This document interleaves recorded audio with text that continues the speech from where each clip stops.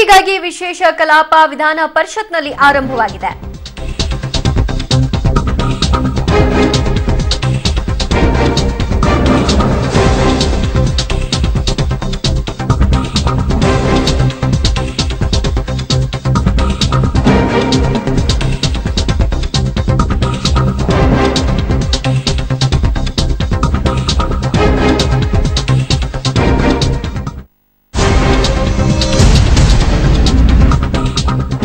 ವಿಧಾನ ಪರಿಷತ್ನಲ್ಲಿ ಕಾವೇರಿಗಾಗಿ ವಿಶೇಷ ಕಲಾಪ ಆರಂಭವಾಗಿದ್ದು, ಕಲಾಪ ಆರಂಭವಾಗುತ್ತಿದ್ದಂತೆ ನಿರ್ಣಯವನ್ನ ಮಂಡಿಸಲಿರುವಂತಹ ಜಗದೀಶ್ ಶೆಟ್ಟರ್ ಅವರು ಮಂಡಿಸಿದಂತಹ ನಿರ್ಣಯಕ್ಕೆ ಅನುಮೋದನೆಯನ್ನ ನೀಡಲಿದ್ದಾರೆ. ವೈಎಸ್ವಿ ದತ್ತ ನಿರ್ಣಯ ಮಂಡಿಸಲು ಜಗದೀಶ್ ಶೆಟ್ಟರ್ ಮುಂದಾಗಿದ್ದು, ಪ್ರತಿಪಕ್ಷಗಳಿಂದಲೇ ಪ್ರಸ್ತಾವನೆ ಅನುಮೋದನೆಗೆ ಅವಕಾಶವನ್ನ ಕಲ್ಪಿಸಿದೆ ಸರ್ಕಾರ.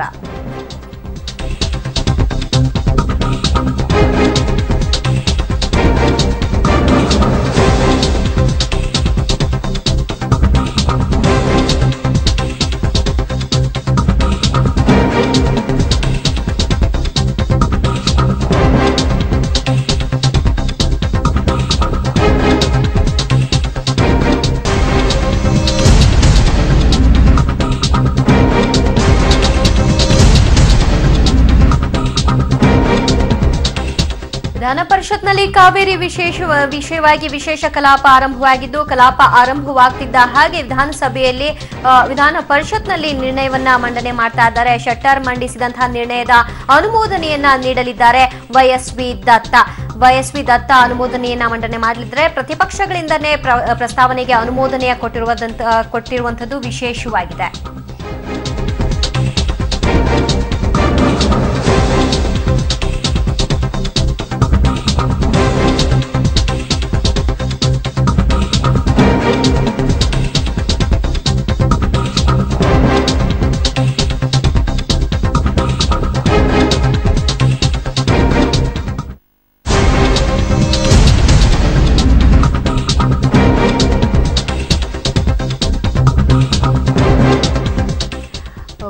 ವಿಧಾನ ಪರಿಷತ್ನಲ್ಲಿ ಸಭೆ ನಡೀತಾ ಇದ್ದು, ಇನ್ನೇನು ಕಲಾಪ ಸಭೆಯಲ್ಲೂ ಕೂಡ ಆರಂಭವಾಗುತ್ತೆ. ವಿಧಾನ ಪರಿಷತ್ನಲ್ಲಿ ಇದೀಗ ಸಭೆ ಆರಂಭವಾಗಿದೆ.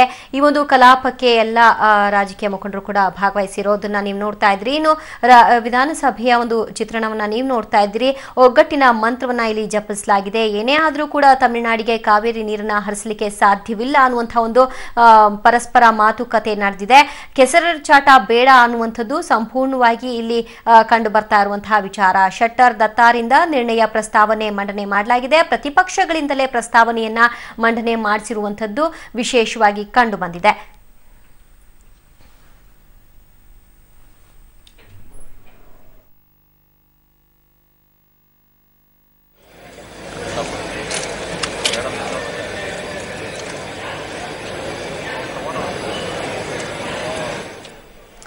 ವಿಧಾನ ಪರಿಷತ್ನಲ್ಲಿ ಕಾವೇರಿ ವಿಶೇಷ ಸಭೆ ಆರಂಭವಾಗಿದೆ. ವಿಧಾನಸಭೆಯಲ್ಲಿ ನಿರ್ಣಯ ವ್ಯಕ್ತಪಡಿಸಿದ್ದು, ಅನುಮೋದನೆಯನ್ನ ವೈಎಸ್ವಿ ದತ್ತ ಅವರು ನೀಡಲಿದ್ದಾರೆ. ಶೆಟ್ಟರ್ ದತ್ತಾರಿಂದ ನಿರ್ಣಯ ಪ್ರಸ್ತಾವನೆಗೆ ಮಂಡನೆಯನ್ನ ಮಾಡಲಾಗುವಂತಹ ವಿಚಾರ ಇದು. ಕಾವೇರಿಗಾಗಿ ಒಗ್ಗಟ್ಟಿನ ಮಂತ್ರವನ್ನ ಜಪಿಸಲಾಗ್ತಾ ಇದೆ. ಪ್ರತಿಪಕ್ಷಗಳಿಂದಲೇ ಪ್ರಸ್ತಾವನೆ ಮಂಡನೆಗೆ ಸರ್ಕಾರ ಅವಕಾಶವನ್ನ ಕಲ್ಪಿಸಿಕೊಟ್ಟಿದೆ. ಕಾವೇರಿ ವಿಶೇಷ ಅಧಿವೇಶನ ಬೆಳಗ್ಗೆ ಆರಂಭವಾಗ್ತಾ ಇದೆ. ಸೊ ಈ ಎಲ್ಲಾ ನಿಟ್ಟಿನಲ್ಲಿ ನಾವು ಗಮನಿಸ್ತಾ ಇದ್ದೀವಿ. ಇನ್ನೇನು ಕೆಲವೇ ಕ್ಷಣಗಳಲ್ಲಿ ವಿಧಾನಸಭೆಯಲ್ಲಿ ಈ ಒಂದು ಕಲಾಪ ಆರಂಭವಾಗುತ್ತೆ.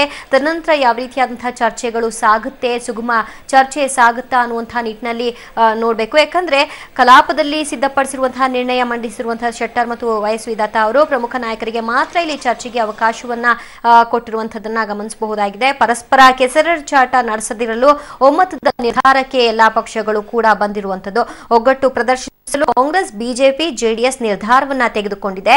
ಈ ಹಿನ್ನೆಲೆಯಲ್ಲಿ ಸಾಮಾನ್ಯವಾಗಿ ಅಧಿವೇಶನಗಳಲ್ಲಿ ನಡೆಯುವಂತೆ ಗದ್ದಲ ಗಲಾಟೆಗಳು ನಡೆಯೋದಿಲ್ಲ. ಸುಗಮ ಚರ್ಚೆಗೆ ಅವಕಾಶವನ್ನ ಕಲ್ಪಿಸುವ ನಿಟ್ಟಿನಲ್ಲಿ ಎಲ್ಲರೂ ಕೂಡ ಒಗ್ಗಟ್ಟನ್ನ ಇಲ್ಲಿ ಕಾಯ್ದಿರಿಸಿಕೊಂಡಿದ್ದಾರೆ. ತಮಿಳುನಾಡಿಗೆ ಏನೇ ಆದ್ರೂ ಕೂಡ ನೀರನ್ನ ಬಿಡಬಾರದು ಅನ್ನುವಂತಹ ಒಂದು ಒಮ್ಮತದ ಅಭಿಪ್ರಾಯ ಇಲ್ಲಿ ಮೂಡಿದೆ.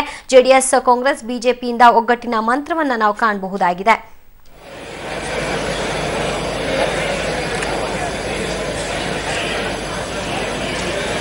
Hello.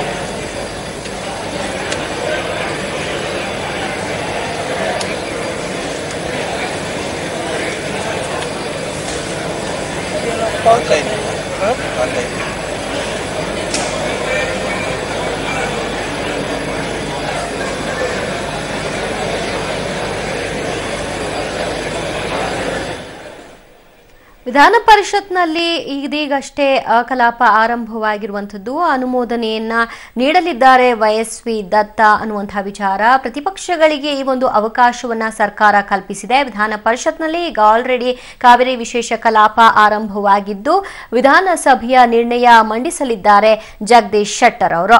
ವಿಧಾನ ಪರಿಷತ್ನಲ್ಲಿ ಕಲಾಪ ಆರಂಭ ಆಗಿರೋ ಹಿನ್ನೆಲೆಯಲ್ಲಿ ಯಾವ ರೀತಿಯಾದಂತಹ ಚರ್ಚೆಗಳಿಗೆ ಅವಕಾಶವನ್ನ ಕಲ್ಪಿಸಬಹುದು ಅನ್ನುವುದನ್ನ ನಾವು ಗಮನಿಸಬಹುದು. ಮುಖ್ಯವಾಗಿ ತಮಿಳುನಾಡಿಗೆ ನೀರನ್ನ ಹರಿಸಬಾರದು ಅನ್ನುವಂತಹ ರಾಜ್ಯ ಜನರ ಪಟ್ಟನ್ನ ಸರ್ಕಾರ ಇಲ್ಲಿ ಎತ್ತಿ ಹಿಡಿಯಲಿದೆ. ಇದಕ್ಕೆ ಜೆಡಿಎಸ್ ಮತ್ತು ಬಿಜೆಪಿ ಸಾಥ್ ಕೊಡ್ತಾ ಇರುವಂತದನ್ನ ಗಮನಿಸಬಹುದು. ಜೊತೆಗೆ ಕಾವೇರಿ ನಿರ್ವಹಣಾ ಮಂಡಳಿಯ ರಚನೆ ಕುರಿತಾಗಿಯೂ ಕೂಡ ಸುಪ್ರೀಂ ಕೋರ್ಟ್ ಏನ್ ಸೂಚನೆ ನೀಡಿದೆ. ಇದರ ವಿಚಾರವಾಗೂ ಕೂಡ ಯಾವುದೇ ಕಾರಣಕ್ಕೂ ಮಂಡಳಿ ರಚನೆ ಆಗಬಾರದು ಅನ್ನುವಂತಹ ಚರ್ಚೆ ಕೂಡ ಆಗುತ್ತೆ. ಇದಕ್ಕೆ ಯಾವ ರೀತಿಯ ಮುಂದಿನ ದಿನಗಳಲ್ಲಿ ಕಾನೂನಾತ್ಮಕ ಹೋರಾಟವನ್ನ ಮಾಡಬೇಕು ಅಂತ ಕೂಡ ನಿರ್ಧಾರವನ್ನ ತೆಗೆದುಕೊಳ್ತಾರೆ. ಇದೀಗ ಸಿಎಂ ಸಿದ್ದರಾಮಯ್ಯನವರು ಆಗಮಿಸಿದ್ದನ್ನ ನಾವು ಕಾಣಬಹುದಾಗಿದೆ. ವಿಧಾನಸಭೆಯ ಕಲಾಪಕ್ಕೆ ಸಿಎಂ ಸಿದ್ದರಾಮಯ್ಯನವರು ಆಗಮಿಸಿದ್ದಾರೆ. ಎಲ್ಲರೂ ಕೂಡ ಒಮ್ಮತದ ಅಭಿಪ್ರಾಯವನ್ನ ಇಲ್ಲಿ ವ್ಯಕ್ತಪಡಿಸಲಿದ್ದಾರೆ.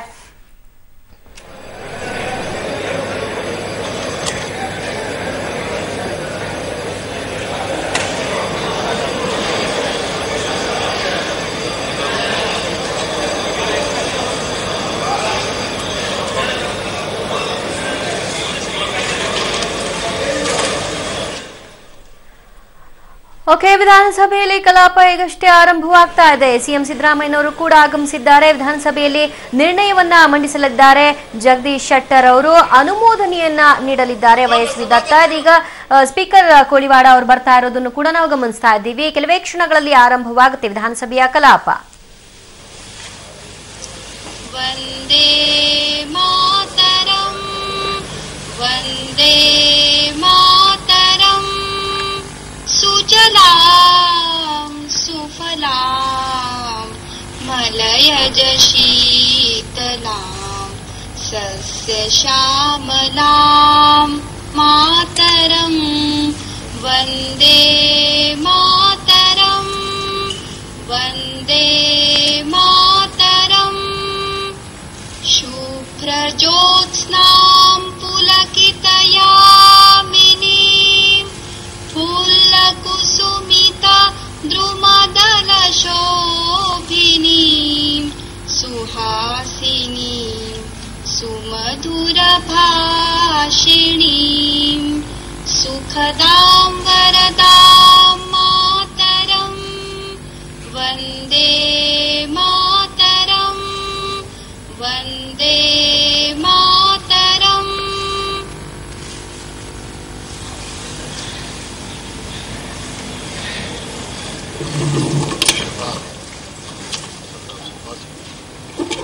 ಈಗ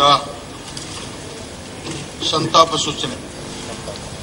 ರಾಜ್ಯದ ಮಾಜಿ ಸಚಿವರಾದ ಬಸವರಾಜ ಹವಗಿಯಪ್ಪ ಪಾಟೀಲ್ ಮತ್ತು ನಾಡಿನ ಖ್ಯಾತ ನೀರಾವರಿ ತಜ್ಞ ಕೆಸಿ ರೆಡ್ಡಿ ಹಾಗೂ ಜಮ್ಮು ಕಾಶ್ಮೀರದ ಉರಿ ಸೇನಾ ನೆಲೆ ಮೇಲೆ ನಡೆದ ದಾಳಿಯಲ್ಲಿ ಈ ದೇಶದ ವೀರ ಯೋಧರು ನಿಧನ ಹೊಂದಿರುವುದನ್ನು ಈ ಸದನಕ್ಕೆ ಅತ್ಯಂತ ವಿಷಾದದಿಂದ ತಿಳಿಯಬಯಸುತ್ತೇನೆ. ಬಸವರಾಜ ಹವಗಿಯಪ್ಪ ಪಾಟೀಲ್ ರಾಜ್ಯದ ಮಾಜಿ ಸಚಿವರಾಗಿದ್ದ ಬಸವರಾಜ ಹವಗಿಯಪ್ಪ ಪಾಟೀಲ್ ಅವರು 1942ರಿಂದ ಹುಮನಾಬಾದ್ನಲ್ಲಿ ಜನಿಸಿದ್ದು. ಇಂಟರ್ಮೀಡಿಯೇಟ್ ಪೂರೈಸಿದ್ದ ಇವರು ವೃತ್ತಿಯಲ್ಲಿ ವ್ಯಾಪಾರಸ್ಥರು ಹಾಗೂ ಕೃಷಿಕರಾಗಿದ್ದರು. ದಿವಂಗತರು ಹುಮನಾಬಾದ್ ಕ್ಷೇತ್ರದಿಂದ 6, 7, 8 ಮತ್ತು 9ನೇ ವಿಧಾನಸಭೆಗೆ ಹಾಗೂ 1998ರಿಂದ ನಾವು ಒಂದು ಸಂತಾಪ ಸೂಚಕ ನಿರ್ಣಯವನ್ನ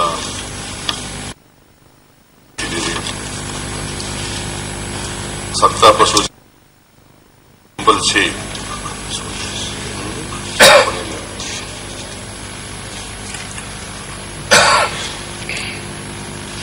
ಬಸವರಾಜ ಪಾಟೀಲ್ ಅವರು ಹುಮನಾಬಾದ್ ತಾಲೂಕಿನವರು, ಹುಮನಾಬಾದ್ನಲ್ಲಿ ಜನಿಸಿದರು. 4 ಬಾರಿ ವಿಧಾನಸಭೆಗೆ ಆಯ್ಕೆಯಾಗಿದ್ದರು. 6, 7, 8, 9 ವಿಧಾನಸಭೆಗೆ 4 ಬಾರಿ ಆಯ್ಕೆಯಾಗಿದ್ದರು. ಜೊತೆಗೆ 3 ಬಾರಿ ಸ್ಥಳೀಯ ಸಂಸ್ಥೆಗಳಿಂದ ಕೂಡ ಮೇಲ್ಮನೆಗೆ ಆಯ್ಕೆಯಾಗಿದೆ. ಬಹಳ ದೀರ್ಘಕಾಲ ಈ ಸದನದಲ್ಲಿ ಮತ್ತು ಮೇಲ್ಮನೆಯಲ್ಲಿ ಜನಪ್ರತಿನಿಧಿಯಾಗಿ ಅವರು ಕಾರ್ಯನಿರ್ವಹಿಸಿದ್ದಾರೆ. ಅವರು ಬಹಳ ಸಜ್ಜನ ರಾಜಕಾರಣಿ, ಎಲ್ಲರ ಜೊತೆಲೂ ಕೂಡ ಪ್ರೀತಿ ವಿಶ್ವಾಸದಿಂದ ಇರ್ತಾ ಇದ್ದಾರೆ. ಪ್ರಾಮಾಣಿಕವಾದಂತಹ ರಾಜಕಾರಣಿ. ಅವ್ರ ಮಗನೂ ಕೂಡ ಇವತ್ತು ನಮ್ಮ ಶಾಸಕರಾಗಿದ್ದಾರೆ, ರಾಜಶೇಖರ್ ಪಾಟೀಲ್ ಅವರು. ಇವರು ಎಸ್ ಬಂಗಾರಪ್ಪನವರ ಸಚಿವ ಸಂಪುಟದಲ್ಲಿ ಕೂಡ ಸಚಿವರಾಗಿ ಕೆಲಸ ಮಾಡಿದರು. ಆಗ ಪಶುಸಂಗೋಪನೆ ಸಚಿವರಾಗಿ ಕೆಲಸ ಮಾಡಿದರು. ಎಸ್ ಎಂ ಕೃಷ್ಣ ಅವರ ಸಚಿವ ಸಂಪುಟದಲ್ಲಿ ಕೂಡ ಇಂಧನ ಸಚಿವರಾಗಿ ಕೆಲಸ ಮಾಡಿದರು.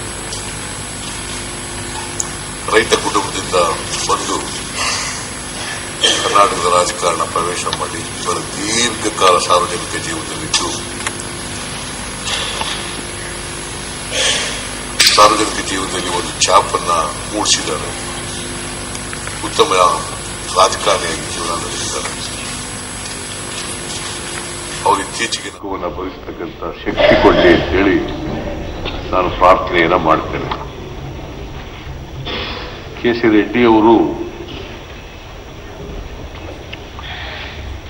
ಲೋಕೋಪಯೋಗಿ ಇಲಾಖೆ ಸಹಾಯಕ ಇಂಜಿನಿಯರ್ ಆಗಿ ಸೇವೆ ಪ್ರಾರಂಭ ಮಾಡ್ತಾರೆ.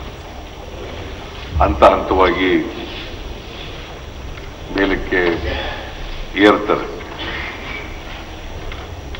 ಆಮೇಲೆ 1980ರಿಂದ 83ರವರೆಗೆ ಅವರು ವಿವಿಧ ಹಂತಗಳಲ್ಲಿ ಕೆಲಸ ಮಾಡಿ ಇಂಜಿನಿಯರ್ ಆಗಿ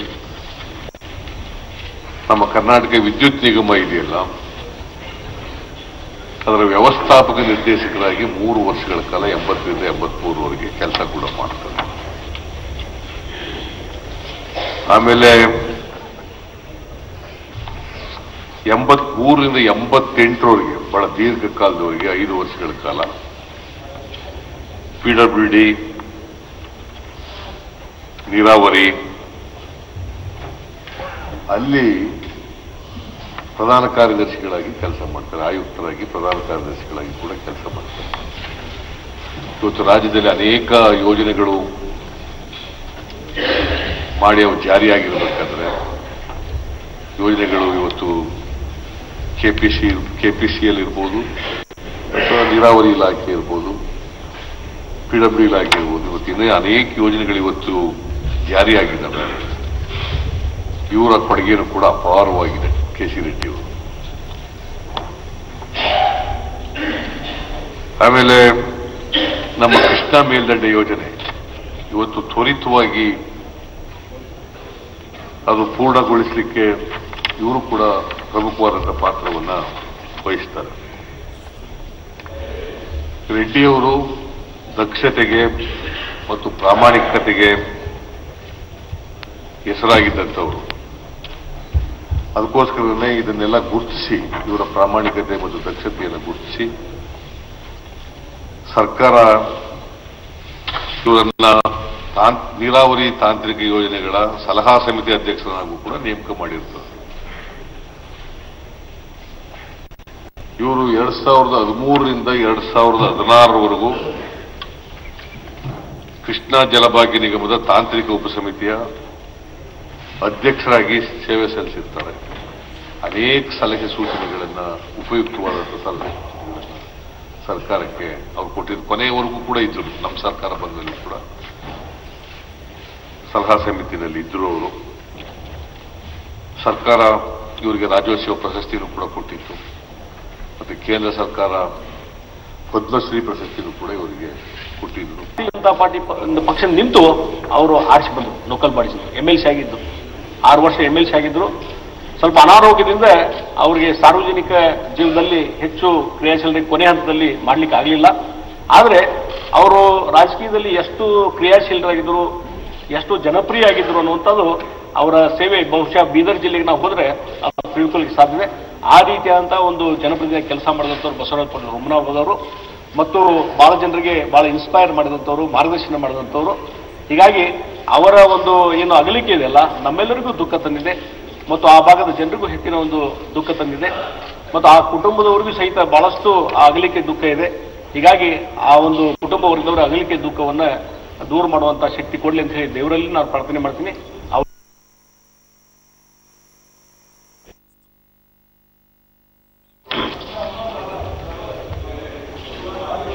ಅಲ್ಲ, ಬಸವರಾಜ ಪಾಟೀಲ್ ಹುಮ್ನಾಬಾದ್ ಅಲ್ಲ, ಸೇರಮ್ಮ ಬಸವರಾಜ ಪಾಟೀಲ್ ಹುಮ್ನಾಬಾದ್ ಎಲ್ಲ ಸೇರಮ್ಮ ಹಿಂಗೆಲ್ಲ ಅಲ್ಲಿ ಬರ್ತದೆ. ಅವರು ಬೇರೆ. ಹೌದು, ಬಸವರಾಜ ಪಾಟೀಲ್ ಹುಮ್ನಾಬಾದ್. ಆಮೇಲೆ ಮೊನ್ನೆ ಕೆ ಸಿ ರೆಡ್ಡಿಯವರು ಹೇಳ್ಬೇಕಾದ್ರೆ ಅವರು ಲೋಕೋಪಯೋಗಿ ಇಲಾಖೆ, ನೀರಾವರಿ ಇದು ಸಂಬಂಧಪಟ್ಟಂತೆ ವಿಚಾರಗಳು ಬಂದಾಗ ಎಲ್ಲರೂ ರೆಫರ್ ಮಾಡೋದು ಕೆ ಸಿ ರೆಡ್ಡಿಯವರು. ಹೀಗಾಗಿ ಆ ರೀತಿಯಾದಂಥ ಒಂದೇನಾದ್ರೂ ಒಂದು ಎಕ್ಸ್ಪರ್ಟ್ ಒಪಿನಿಯನ್ ಕೇಳಬೇಕು ಅಂತಂದಾಗ ನಮ್ಗೆ ನೆನಪಾಗೋದು ಕೆ ಸಿ ರೆಡ್ಡಿಯವರು. ಆ ರೀತಿ ಒಂದು ಅನುಭವ ಇದ್ದಂಥ ಹಿನ್ನೆಲೆ ಇದ್ದಂಥ ವ್ಯಕ್ತಿ ಕೆ ಸಿ ರೆಡ್ಡಿಯವರು. ಮತ್ತು ಅವರು ನೀರಾವರಿ ವಿಷಯದಲ್ಲಂತೂ ಬಹಳ ಪರಿಪೂರ್ಣತೆಯೇ ಇದ್ರು ನೀರಾವರಿ ವಿಷಯದಲ್ಲಿ. ಹೀಗಾಗಿ ಅವರಿಗೆ ಎಲ್ಲರೂ ಕನ್ಸಲ್ಟ್ ಮಾಡಿ, ಹೀಗಾಗಿ ತಾಂತ್ರಿಕ ಸಲಹೆ ಕಮಿಟಿಯಲ್ಲಿ ಮತ್ತೊಂದು ಕಮಿಟಿ ಎಲ್ಲ ಕಡೆಯೂ ಸಹಿತ ಅವರು ಹಿರಿಯರಿದ್ದರಿಂದ, ಅವರ ಅನುಭವ ಇದ್ದುದರಿಂದ ಎಲ್ಲ ಕಮಿಟಿಯಲ್ಲಿ ಅವ್ರನ್ನ ಇವತ್ತು ಸರ್ಕಾರ ಒಂದು ಕನ್ಸಲ್ಟೇಷನ್ ಸಲುವಾಗಿ ನೇಮಕ ಮಾಡಿದ್ದು ನಾವು ನೋಡಿದ್ದೇವೆ. ಮತ್ತು ನೋಡಿ, ಒಬ್ಬ ಸಹಾಯಕ ಇಂಜಿನಿಯರ್, ಅಸಿಸ್ಟೆಂಟ್ ಇಂಜಿನಿಯರ್ ಆಗಿ ಕೆಲಸಕ್ಕೆ ಸೇರಿದಂಥವ್ರು, ಅಸಿಸ್ಟೆಂಟ್ ಇಂಜಿನಿಯರ್ ಆಗಿ ಅವರು ರಾಜ್ಯ ಮಟ್ಟದ ಒಬ್ಬ ಎಕ್ಸ್ಪರ್ಟ್ ಆಗುವಂತಹ ಹಂತಕ್ಕೆ ಬಂದರೆ ಅವರ ಅನುಭವ ಯಾವ ರೀತಿ ಅವರು ತಮ್ಮ ಸೇವೆಯನ್ನು ಮಾಡಿದ್ರು ಅದಕ್ಕೂ ಉದಾಹರಣೆ. ಹೀಗಾಗಿ ಕೆ ಸಿ ರೆಡ್ಡಿ ಅವರ ಅಗಲಿಕೆ ಏನಿದೆಯಲ್ಲ, ಈ ನೀರಾವರಿ ಮತ್ತು ಲೋಕೋಪಯೋಗಿ ಇಲಾಖೆ ಇದಕ್ಕೆ ಸಂಬಂಧಪಟ್ಟಂತೆ ಬಹಳಷ್ಟು ನಷ್ಟ ಆಗಿದೆ ಅನ್ನುವಂಥ ಮಾತನ್ನು ಇವತ್ತು ನಾನು ಹೇಳಬೇಕಾಗ್ತದೆ. ಹೀಗಾಗಿ ಅವರ ಅಗಲಿಕೆ ಅವರ ಒಂದು ಕುಟುಂಬ ವರ್ಗದವರಿಗೂ ಬಹಳಷ್ಟು ದುಃಖ ತಂದಿದೆ. ಆ ಅಗಲಿಕೆಯ ದುಃಖ ಭರಿಸುವಂಥ ಶಕ್ತಿ ಅವರಿಗೆ ಕೊಡಲಿ, ಕುಟುಂಬದವ್ರಿಗೆ ಕೊಡಲಿ ಅಂತ ದೇವರಿಗೆ ಪ್ರಾರ್ಥನೆ ಮಾಡ್ತೀನಿ. ಕೆ ಸಿ ರೆಡ್ಡಿ ಅವರ ಆತ್ಮಕ್ಕೂ ನಾನು ಶಾಂತಿಯನ್ನು ನಾನು ಕೋರ್ತಾ ಇದ್ದೇನೆ. ಜಮ್ಮು ಕಾಶ್ಮೀರದಲ್ಲಿ ಉರಿ ಸೇನಾ ನೆಲೆಯ ಮೇಲೆ ದಾಳಿ ಮಾಡಿದಂಥ ಪ್ರಕರಣ ಇದೆ, ಬಹಳ ಒಂದು ಆಘಾತಕಾರಿಯಾದಂಥದ್ದು. ಇಡೀ ಒಂದು ಜಗತ್ತಿನಲ್ಲಿ ಏನೋ ಒಂದು ಉಗ್ರಗಾಮಿಗಳಿಂದ ಇವತ್ತೇನು ಬಹಳಷ್ಟು ಇವತ್ತು ತೊಂದರೆಯನ್ನ ಇಡೀ ಜಗತ್ತು ಅನುಭವಿಸ್ತಾ ಇದೆ. ಇವತ್ತು ಪದೇ ಪದೇ ಉಗ್ರಗಾಮಿಗಳು, ಅದು ಭಾರತ ದೇಶ ಅಷ್ಟೇ ಅಲ್ಲ, ಕಾಶ್ಮೀರ ಅಷ್ಟೇ ಅಲ್ಲ, ಇವತ್ತು ಇಡೀ ಜಗತ್ತಿನಲ್ಲಿ ಎಲ್ಲ ದೇಶಗಳಲ್ಲಿ ತಮ್ಮ ಒಂದು ಉಪಟಳವನ್ನು ಮಾಡ್ತಾ ಇದ್ದಾರೆ. ಹೀಗಾಗಿ ಇವತ್ತು ಇಡೀ ಜಗತ್ತು, ಎಲ್ಲ ದೇಶ ಒಂದಾಗಿ ಇವತ್ತು ಈ ಉಗ್ರಗಾಮಿಗಳನ್ನ ಹತ್ತಿಕ್ಕುವಂತ ಕೆಲಸ ಇವತ್ತು ಆಗ್ಬೇಕಾಗಿದೆ. ಅದಕ್ಕಾಗಿ ಈ ಪದೇ ಪದೇ ಇವತ್ತು ನಮ್ಮ ಸೈನಿಕರ ಮೇಲೆ ದಾಳಿ ಮಾಡುವಂಥದ್ದು, ಜನಸಾಮಾನ್ಯರ ಮೇಲೆ ದಾಳಿ ಮಾಡುವಂಥದ್ದು, ಅದರಿಂದ ಲಕ್ಷಾಂತರ ಜನ ಇವತ್ತು ಜೀವ ನಷ್ಟ ಆಗ್ತವ್ರು ನಾವು ನೋಡ್ತಾ ಇದ್ದೇವೆ. ಹೀಗಾಗಿ ಇವತ್ತು ಉರಿ ಸೇನಾ ನೆಲೆ ಮೇಲೆ ದಾಳಿ ಮಾಡಿದಂಥ ಸಂದರ್ಭದಲ್ಲಿ ಅಲ್ಲಿ ಸುಮಾರು 18 ಜನ ನಮ್ಮ ಸೈನಿಕರು ಹುತಾತ್ಮರಾದರು ಮತ್ತು ದೇಶಕ್ಕಾಗಿ ಇವತ್ತು ತ್ಯಾಗ ಮಾಡುವಂಥ ಸೈನಿಕರು ಅವರು ಬಲಿ ಪಡೆಯುವಂಥದ್ದು ಆಯ್ತು. ಅದಕ್ಕಾಗಿ ಇದನ್ನು ಉಗ್ರವಾಗಿ ನಾನು ಖಂಡಿಸ್ತಾ ಇದ್ದೇನೆ. ಮತ್ತು ಈಗಾಗಲೇ ನಮ್ಮ ದೇಶದ ಪ್ರಧಾನಮಂತ್ರಿಗಳು, ನಮ್ಮ ಗೃಹ ಸಚಿವರು, ರಕ್ಷಣಾ ಸಚಿವರು ಸಹಿತ ಇದರ ಬಗ್ಗೆ ಸರಿಯಾದಂಥ ಒಂದು ಕ್ರಮವನ್ನು ಕೈಗೊಂಡಿದೆ ಅನ್ನುವಂಥ ಭರವಸೆಯನ್ನು ಕೊಟ್ಟಿದ್ದಾರೆ. ಆ ಭರವಸೆ ಈಡೇರಬೇಕು ಮತ್ತು ಈ ರೀತಿ ಉಗ್ರಗಾಮಿಗಳಿಗೆ ತಕ್ಕದಾದಂಥ ಶಿಕ್ಷೆ ಆಗಬೇಕು ಅನ್ನುವಂಥದ್ದು ಈ ಒಂದು ಸಲಹು ಸಹಿತ ನಾವು ಇವತ್ತು ಒತ್ತಾಯವನ್ನು ಮಾಡ್ತೀವಿ. ಮತ್ತು ಈ ರೀತಿ ಉಗ್ರಗಾಮಿಗಳ ಒಪ್ಪಟ ಕಡಿಮೆ ಆದಾಗ ಮಾತ್ರ ದೇಶದಲ್ಲಿ ಮತ್ತು ಜಗತ್ತಿನಲ್ಲಿ ಶಾಂತಿ ನೆಲೆಸಲಿಕ್ಕೆ ಸಾಧ್ಯ. ಆ ರೀತಿಯಲ್ಲಿ ಪ್ರಯತ್ನ ಆಗಲಿ ಅನ್ನುವಂಥದ್ದು ಈ ಸಂದರ್ಭ ಹೇಳಿ, ಇವತ್ತೇನು ಆ ಹುತಾತ್ಮರಾದಂಥ ಸೈನಿಕರು, ಅವ್ರ ಕುಟುಂಬದ ಏನೊಂದು ದುಃಖ ಇದೆ, ಆ ದುಃಖವನ್ನು ಭರಿಸುವಂಥ ಶಕ್ತಿ ಅವರು ಕೊಡಲಿ ಅಂತ ದೇವರಲ್ಲಿ ಪ್ರಾರ್ಥನೆ ಮಾಡಿ, ಆ ಎಲ್ಲ ಹುತಾತ್ಮ ಸೈನಿಕರ ಒಂದು ಆತ್ಮಕ್ಕೆ ಶಾಂತಿಯನ್ನು ಕೋರಿ ತಮ್ಮ ಒಂದು ಸಂತಾಪ ಸೂಚನೆಗೆ ನಾನು ಬೆಂಬಲ ಕೊಡ್ತೇನೆ. ಕುಮಾರಸ್ವಾಮಿ ಅವರು, ರೇವಣ್ಣ ಅವರು ಮಾತಾಡ್ತಾರೆ. ಮಾನ್ಯ ಸಭಾಧ್ಯಕ್ಷರು, ರಾಜ್ಯದ ಮಾಜಿ ಸಚಿವರಾಗಿದ್ದ ಬಸವರಾಜ ಕಾವಲಗಿ ಪಾಟೀಲ್ ಅವರು ಹಾಗೂ ನಮ್ಮ ನಾಡಿನ ಖ್ಯಾತ ನೀರಾವರಿ ತಜ್ಞರಾದಂಥ ಕೆ ಸಿ ರೆಡ್ಡಿಯವರು ಜಮ್ಮು ಮತ್ತು ಕಾಶ್ಮೀರ ಉರಿ ಸೇನೆ ನೆಲೆಯ ಮೇಲೆ ದಾಳಿಯ ಬಗ್ಗೆ ಏನೊಂದು ಸಂತಾಪ ತಂದಿದ್ದಾರೆ, ಅದಕ್ಕೆ ನಾನು ಬೆಂಬಲವನ್ನು ಸೂಚಿಸಿ ಇವತ್ತು ನಮ್ಮ ಮಾನ್ಯ ಸಚಿವರಾದ ಬಸವರಾಜ ಕಾವಲಗಿ ಪಾಟೀಲ್ ಅವರು ಒಬ್ಬ ಪ್ರಾಮಾಣಿಕವಾದಂಥ ರಾಜಕಾರಣಿ, ಹಿರಿಯರು, 4 ಸಾರಿ ಶಾಸಕರಾಗಿ ಕೆಲಸ ಮಾಡಿರುವಂಥ ಅನುಭವಿ ರಾಜಕಾರಣಿಗಳನ್ನ ರಾಜ್ಯ ಕಳ್ಕೊಂಡಿದೆ. ಅದಕ್ಕೆ ಅವ್ರ ಕುಟುಂಬಕ್ಕೆ ಶಾಂತಿ ಸಿಗಲಿ ಅಂತೇಳಿ ಹೇಳಿ, ಮತ್ತು ಇವತ್ತು ಏನು ನಮ್ಮ ನಾಡಿನ ಖ್ಯಾತ ನೀರಾವರಿ ತಜ್ಞರಾದಂಥ ಕೆ ಸಿ ರೆಡ್ಡಿ ಬಗ್ಗೆ ಹೇಳೋದಾದರೆ, ಅವರು 1950ರಲ್ಲಿ ಅಸಿಸ್ಟೆಂಟ್ ಇಂಜಿನಿಯರ್ ಆಗಿ ಕೆಲಸಕ್ಕೆ ಸೇರಿ ಅವರು ಸುಮಾರು 66 ವರ್ಷ ಅವರ ಸೇವೆ ಮಾನ್ಯ ಸಭಾಧ್ಯಕ್ಷರು ಅವರು. ಏಕೆಂದರೆ ಈ ರಾಜ್ಯದಲ್ಲಿ ಏನಾದ್ರು ನೀರಾವರಿ ಇರ್ಬೋದು, ಇಂಧನ ಇಲಾಖೆಯಲ್ಲಿ, ಏಕೆಂದರೆ ಅವರು ಇಂಧನ ಇಲಾಖೆಯಲ್ಲಿ ನಾನು ಸಚಿವನಾಗಿದ್ದಾಗ 3 ವರ್ಷ 8 ತಿಂಗಳು ಅವರಿಗೆ ನನಗೆ ಸಲಹೆಗಾರರಾಗಿದ್ದರು. ಅವರು ಇವತ್ತು ಏನಾದ್ರು ಈ ರಾಜ್ಯದಲ್ಲಿ ಇಂಧನ ಇಲಾಖೆಯಲ್ಲಿ ಏನಾದ್ರು 50 ವರ್ಷದಲ್ಲಿ ಆಗಿ 3 ವರ್ಷ 8 ತಿಂಗಳಲ್ಲಿ ಮಾಡಬೇಕಾಗಿದ್ದರೆ ಕೆ ಸಿ ರೆಡ್ಡಿಯವ್ರ ಕಾರಣಕರ್ತರು ಅಂತ ಹೇಳಬೇಕಾಯ್ತು. ಇವತ್ತು ನಾವು ನೆನಬೇಕು. ಇವತ್ತು ಅವರಿದ್ದಾಗ ಸುಮಾರು 2800 ಮೆಗಾವಾಟ್ ವಿದ್ಯುತ್ತನ್ನು ಉತ್ಪಾದನೆ ಮಾಡೋದಕ್ಕೆ ಒಂದು ಅವಕಾಶ ಮಾಡಿಕೊಟ್ಟಂಥ ವ್ಯಕ್ತಿ ಯಾರು ಇದ್ದರೆ ಅದು ಕೆ ಸಿ ರೆಡ್ಡಿ ಅಂತ ಹೇಳಬೇಕಾಯ್ತು ಮನೆ ಸಭಾಧ್ಯಕ್ಷರು. ಅದರ ಜೊತೆಗೆ ಇವತ್ತು ಲೋಕೋಪಯೋಗಿ ಇಲಾಖೆಯಲ್ಲಿರ್ಬೋದು ಅಥವಾ ಇನ್ನು ನೀರಾವರಿ ಇಲಾಖೆಯಲ್ಲಿ ಅವರು ಕೊಟ್ಟಂಥ ಕೊಡುಗೆ, ಅವರು 1995ರಿಂದ ಇವತ್ತು 2016ರವರೆಗೆ ಯಾವುದೇ ನೀರಾವರಿ ಇಲಾಖೆಯಲ್ಲಿ ಏನಾದ್ರು ಬಂದಾಗ ಅವರ ಇದನ್ನು ಕೇಳುವಂಥ ಒಂದು ಸನ್ನಿವೇಶ ಸರ್ಕಾರ, ಯಾವುದೇ ಸರ್ಕಾರ ಆಗಲಿ ಅವ್ರು ಮಾಡಿರೋ ಸೇವೆಯನ್ನು ನಾವು ಸ್ಮರಿಸಬೇಕಾಗುತ್ತೆ. ಇವತ್ತು ಅವ್ರ ಕುಟುಂಬಕ್ಕೆ ಮತ್ತು ಅವರ ಆತ್ಮಕ್ಕೆ ಶಾಂತಿ ಸಿಗಲಿ ಅಂತ ನಾನು ಕೋರಿ, ಮತ್ತು ಇವತ್ತು ಏನು ಜಮ್ಮು ಕಾಶ್ಮೀರದ ಉರಿನೆಲೆ ಸೇನೆ ಮೇಲೆ ದಾಳಿ ನಡೆದಿರುವ ಸುಮಾರು ನಮ್ಮ 18ನೇ ತಾರೀಕು ನಮ್ಮ 18 ಜನ ಸೈನಿಕರು, ಸುಮಾರು 30 ಜನ ಅವರ ಆತ್ಮಕ್ಕೆ ಶಾಂತಿ ಸಿಗಲಿ ಅಂತ ಕೋರಿ ಡಿ ಕೆ ಶಿವಕುಮಾರ್. ಅಧ್ಯಕ್ಷರೇ, ಏನು 1998, 2004 ಮತ್ತು 2009 ನಂತರ 2010 ಇಷ್ಟೂ ಅವಧಿಯಲ್ಲಿ ಶಾಸಕರಾಗಿ, ಚುನಾಯಿತ ಶಾಸಕರಾಗಿ, ನಂತರ ಸ್ಥಳೀಯ ಸಂಸ್ಥೆಗಳಿಂದ ಚುನಾಯಿತರಾಗಿ ಬಂಗಾರಪ್ಪನವರ ಸಂಪುಟ ಮತ್ತು ಕೃಷ್ಣಾಲ್ ಅವರ ಸಂಪುಟದಲ್ಲಿ 2 ಕಡೆ ಕೂಡ ಜೊತೆಗೆ ಕೆಲಸ ಮಾಡಿದ್ದೇವೆ. ಬಹುಶಃ ಬಹಳ ಸರಳ ವ್ಯಕ್ತಿತ್ವ ಅವರ ರಾಜಕಾರಣದಲ್ಲಿ. ಆ ಭಾಗದಲ್ಲಿ ಬೀದರ್ ಜಿಲ್ಲೆಯ ರಾಜಕಾರಣದಲ್ಲಿ 2 ಥರ, ಒಂದು ಬಹಳ ಪ್ರಬಲವಾಗಿ ರಾಜಕಾರಣ ಮಾಡ್ತಿದ್ರು, ಒಂದು ಸೌಮ್ಯ ರೀತಿಯಲ್ಲಿ ರಾಜಕಾರಣ ನಾವು ಅಲ್ಲಿ ಗಮನಿಸಿದ್ದೇವೆ.